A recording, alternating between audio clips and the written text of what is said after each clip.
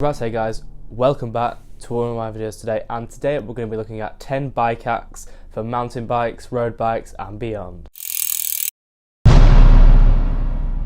So before we get into this video, remember to smash that like button, hit that subscribe button and hit the little notification bell next to the subscribe button to be notified every single time I upload. So to get into the first bike hack, let's think of the complete opposite of the season that it is now. Let's think of summer, where it's boiling hot and not freezing cold, as it is in my garage right now, and where cyclists most get hit is the back of the neck, where the helmet's not covering, because usually we'll have some long sleeves on mountain biking. Even when it isn't as sunny, you can still get hit on the back of the neck with the sun.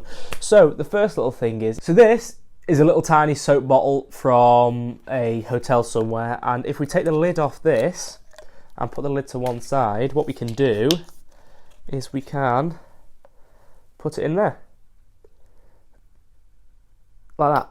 So instead of taking that full one, we just take this little bottle like that, whack that in the pocket of our pack, and we can get it out like that, and just apply it to the back of our neck, just like we would with the big bottle, and we don't have to take that with us. So that's another great little hack. So the next hack involves a bit of money saving in this and a bit of a long time mountain biker. So we've got lots of old bike parts here. Some of them I'll never use again, like this bell. I keep it in here just in case I need to put it on my little sister's bike or someone else's bike who needs a bell.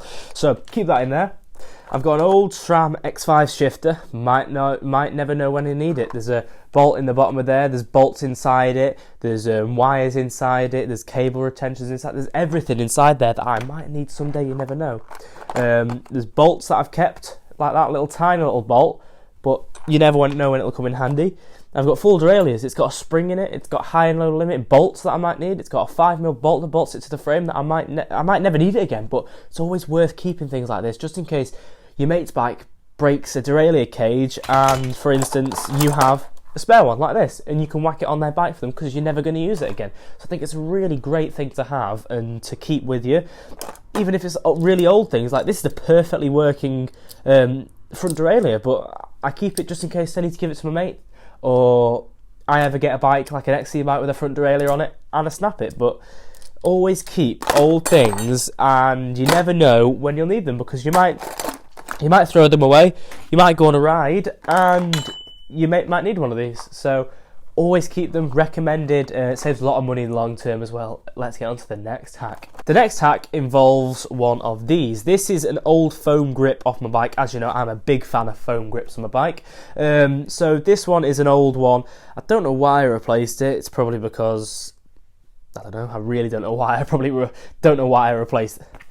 So the next hack involves a foam grip. As you all know, I'm an avid lover of these foam grips. Took it off my bike a couple of weeks ago, and the cut slit down the centre for putting it over my stanchion on my forks so it doesn't get scratched up. You can put it anywhere else on the bike, like your dropper post stanchion, your handlebars or your top tube. You can put it anywhere really. So I think it's an amazing little hack, and it'll save money in the long term because you don't want to get your stanchions scratched, because that never ends well. So the next hack involves this stuff.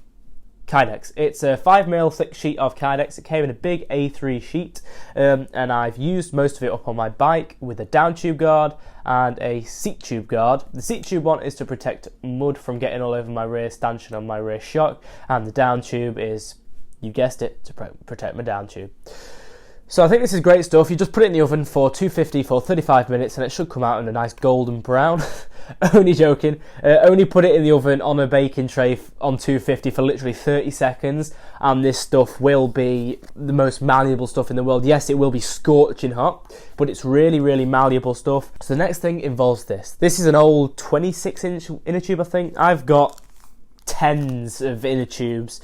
I've got dozens of inner tubes even in my cupboard that are absolutely knackered, and what I do is I roll them up like this and I make rubber bands out of them. So if I grab a pair of scissors from over here, what I can do is, you don't want to go too thick. You want to have a nice thin, you want to cut it nice and thin like that, and you want to get it, and it's a really durable rubber band. I think it's an absolutely amazing little thing that you can do.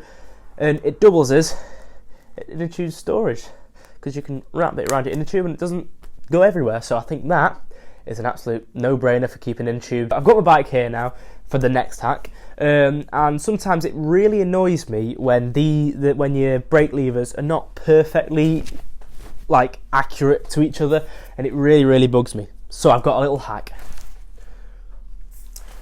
So this came in a Christmas party thing probably a year ago. It is a mini little spirit level. So all you need to do is you just need to put your spirit level on here. You need to find out where it is. Go over to the other one. Like, you can find out where it is. Mark out where the top of the bubble is with a Sharpie. Go to the other one and see if it's the same. I think it's an amazing little hack, and you can do it. These, you can get them probably from Wix or B&Q for a couple of quid, and I think they're absolutely amazing.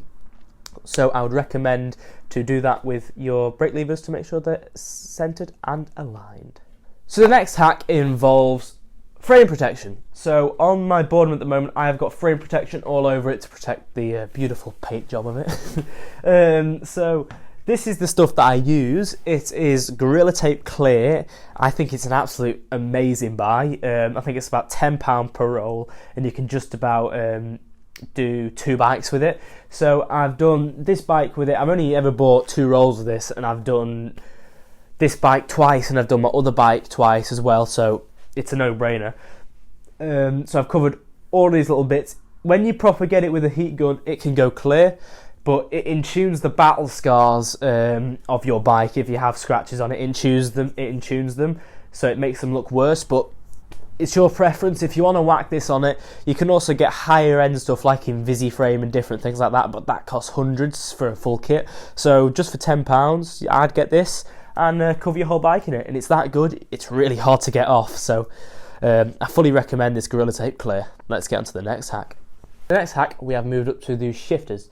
On my shifters, as you can see, I have got bits of grip tape. They're just skateboard or scooter grip tape. I've double-sided taped it on, both the downshift and the upshift, and it really helps. It feels dead gnarly, I think, with the way that you have it on there, and it actually helps in muddy conditions with gripping onto your shifter.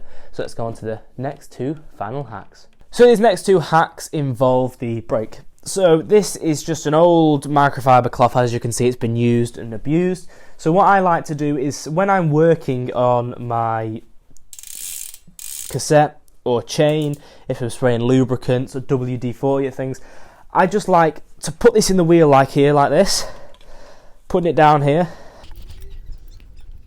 So I like to put that in there like that, and what I can do then, say if I want to get some of this to grease my chain up, I can get my derailleur with this, and I can also put it on my chain like that to make sure it's all nice. And you will have to keep your back wheel like that because it's only one cloth, so it doesn't go all the way around the other side of the wheel. So you'll have to keep it like that while you back pedal. But for free, basically, if you have one of these lying around, I think it's an amazing little hack, and it saves you going out and getting one of their muck off ones. But I highly recommend them as well because they're awesome. So let's get on to the final hack. So the last hack involves the brake caliper. So here I've got my SramGuide R brake caliper on the front. So whenever you need to do anything to your brake caliper, as you know, you've got all these washers here. So when you want to take your brake caliper all the way off, for this instance I want to. So let me get both of these screws out. So now I've got the brake off, and you can't really just leave that there because it'll all fall apart and you'll lose everything.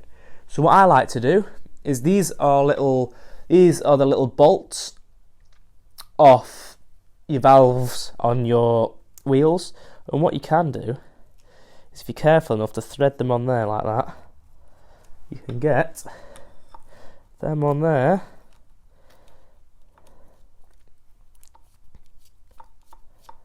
like that. So now if you leave that, nothing can fall off and nothing falls off your bike. You're a happy bunny. You don't lose any spacers or washers, and they're that easy. Anybody can do them because you can just nick them off your wheels. So I think it's an amazing little thing I discovered from Seth's Bike Hacks. I want to pass it on to you guys. It's an amazing little thing I discovered that you can do, but no, that doesn't mean you can put a valve in there and it holds your caliper on.